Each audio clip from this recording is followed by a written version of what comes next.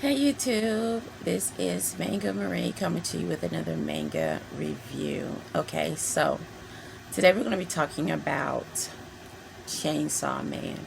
Now, I haven't read, I took a long time getting to read this series because I was like, I just wasn't interested. I didn't think it was going to be good. But like a lot of times when I do that, it ends up being fantastic. So let's read the synopsis here. Okay.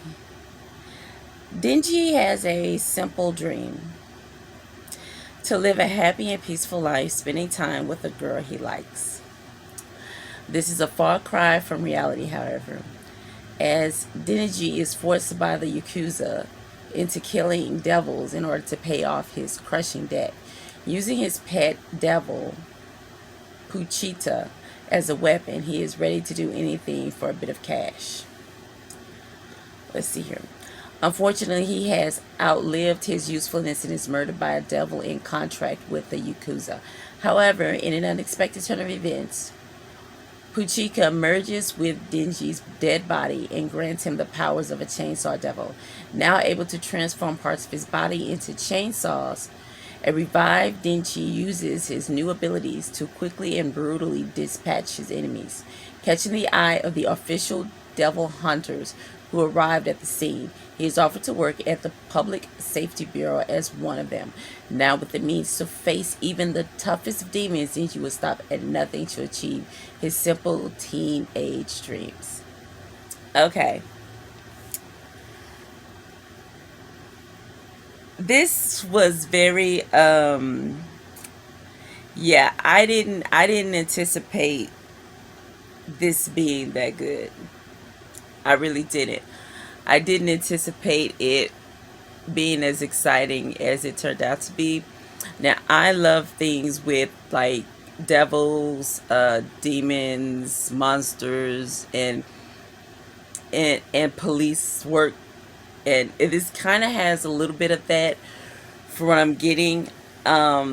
Working for an agency that fights the devils and things like that, and so you kind of also get to where you get those lines, those blurred lines where, yeah, there are devils and they're attacking people, but then there are some devils that don't hurt people. There are some devils that are can actually be helpful. That'll make they have enough of a stable mind to be able to make contracts with humans. And you see a lot of that in the first volume, and you also see that there is a type of like hybrid devil human, which is called a fiend. Actually, no, a fiend is levels to being a fiend. There are fiends that can function, which is when a devil takes over a dead body, and then there are fiends that can't function, and then there are devils. So you get all these different types of creatures, humanoid creatures. And so, which is what Dingy is. He's one of those. And so I'm definitely giving this a 4 right off the bat, because it's a lot of action. The artwork is amazing. It's exciting artwork. It's creeped out, like the way they draw some of the devils. And he already has a main nemesis, which I won't give that away, but you'll see that in the book. I like the fact that he's just so.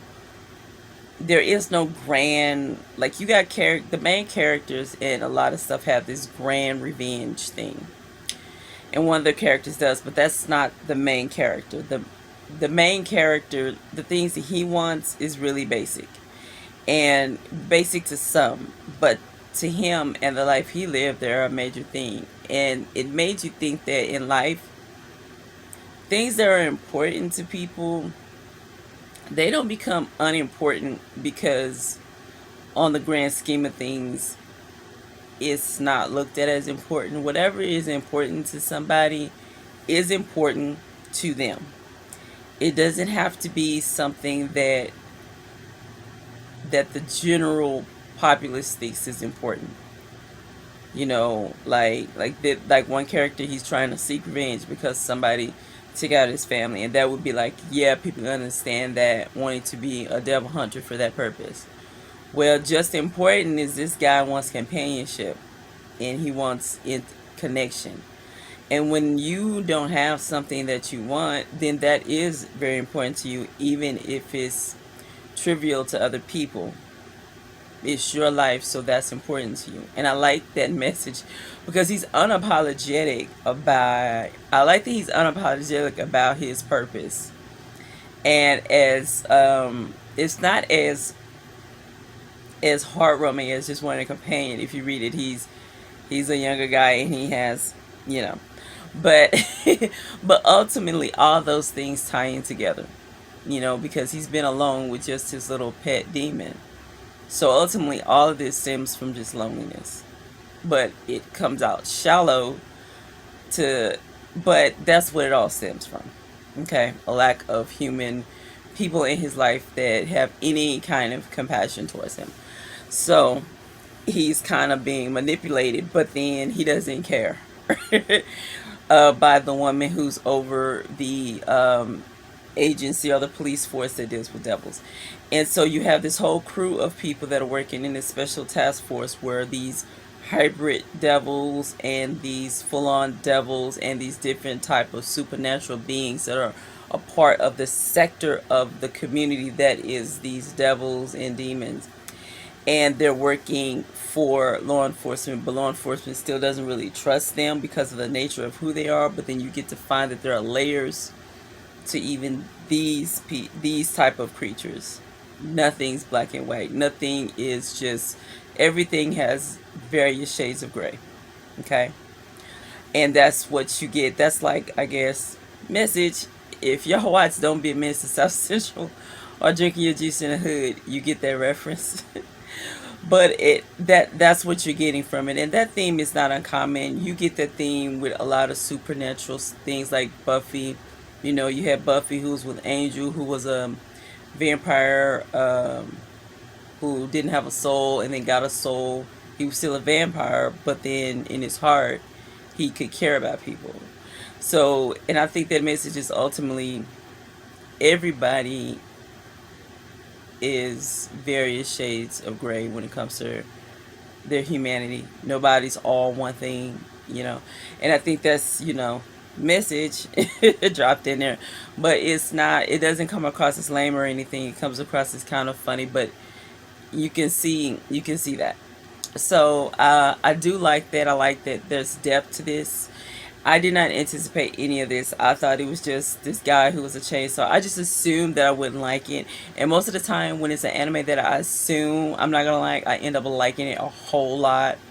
So I tried this one out. I did not want to buy it because it was just one I tried because I keep seeing people or seeing, you know, a lot of traction behind it. So I say, and then I heard, I think in October, I think Crunchyroll or Netflix, one of the streaming services is going to have the anime adaptation. So I said, well, let me go ahead and read it and see if I like it. And I absolutely do.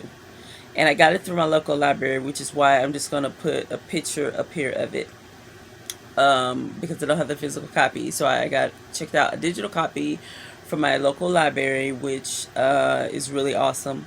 And I found that my library, because I would see other manga YouTubers that are, they mention their library copies or they'll talk about these, they're trying from library. Like, I didn't realize how much variety of manga the library, my local library has, and so they do. So I've been reading a lot of it, and I'm gonna read that the ones that are in physical copy. I do because I actually prefer reading manga physically.